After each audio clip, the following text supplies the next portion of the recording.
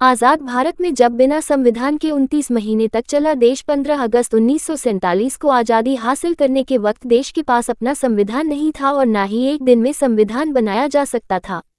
संविधान सभा का गठन किया गया, लेकिन तब तक के लिए इंडियन इंडिपेंडेंस एक्ट 1947 को प्रभाव में लाया गया और इसके तहत देश को चलाने का फैसला हुआ। इसमें ब्रिटिश संसद द्वारा पारित गवर्नमेंट ऑफ इंडिया एक्ट 1935 को इस्तेमाल में लाने की व्यवस्था की गई। संविधान सभा का गठन देश आज आज़ादी की 70वीं वर्षगांठ मना रहा है। अंग्रेजों के खिलाफ चले आज़ादी के संघर्ष के बाद 15 अगस्त 1947 को देश आज़ाद हुआ था, लेकिन देश का अपना संविधान 26 जनवरी 1950 को लागू हुआ था। ये रोचक है कि कैसे इन 29 महीनों तक देश का शासन चला, जबकि आज़ाद होने के बाद कोई भी देश खुद का शासन चाहता है। हम बताते हैं कि कैसे इन 29 महीनों तक देश का शासन चला। 29 महीनों तक कैसे चला देश। 15 अगस्त 1947 को आज़ादी हासिल करने के वक्त देश के पास अपना संविधान नहीं था और न ही एक दिन में संविधान बनाया जा सकता था। संविधान सभा का गठन किया गया, लेकिन तब तक के लिए इंडियन इंडिपेंडेंस एक्ट 1947 को प्रभाव में लाया गया और इसके तहत देश को चलाने का फैसला हुआ। इसमें ब्रिटिश संसद द्वारा पारित गवर्नमेंट ऑफ इंडिया एक्ट 1935 को इस्तेमाल में लाने की व्यवस्था की गई। ये ब्रिटिश संसद में पारित सबसे बड़े कानूनी दस्तावेजों में एक था। इसे तत्कालिक तौर पर संविधान की जगह इस्तेमाल करने का फैसला किया गया। 2 वर्ष में बना देश का संविधान आज़ादी के बाद देश के संविधान के लिए संविधान सभा का गठन किया गया। इस सभा ने अपना काम 9 दिसंबर 1947 से शुरू किया। संविधान सभा के सदस्य भारत के राज्यों की सभाओं के निर्वाचित सदस्यों के द्वारा चुने गए थे।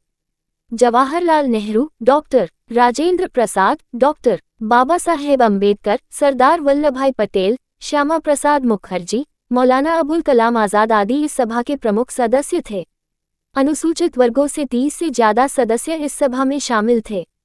सच्चिदानंद सिन्हा इस सभा के प्रथम सभापति थे, किंतु बाद में डॉक्टर राजेंद्र प्रसाद को सभापति निर्वाचित किया गया।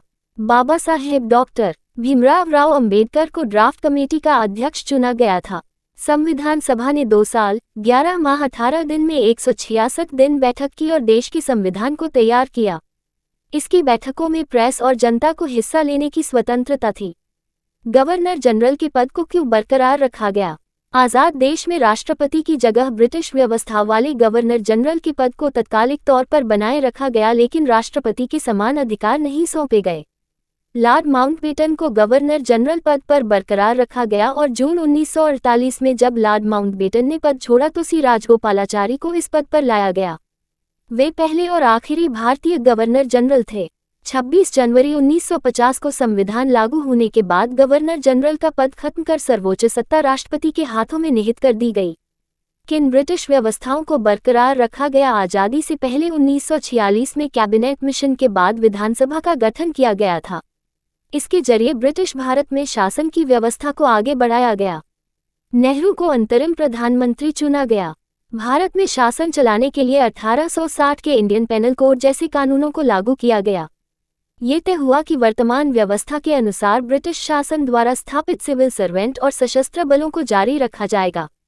पाकिस्तान और भारत की व्यवस्था में बुनियादी अंतर। इन सब अंतरिम व्यवस्थाओं के मुताबिक भारत आज़ादी की तरफ तो बढ़ा ही, लेकिन किसी हिंसक संघर्ष के जरिए नहीं, बल्कि अपनी मांग को लेकर शांतिपूर्ण विरोध और व्यवस्था के हस्तांतरण के जरिए।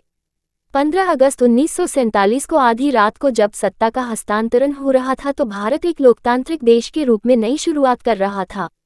भारतीय स्वतंत्रता संग्राम की इन्हीं बुनियादी बातों ने भारत को जहां एक लोकतांत्रिक देश बनाए रखा, वहीं विभाजित होकर साथ ही बने पाकिस्तान में लोकतंत्र की जड़ें कमजोर होती गईं।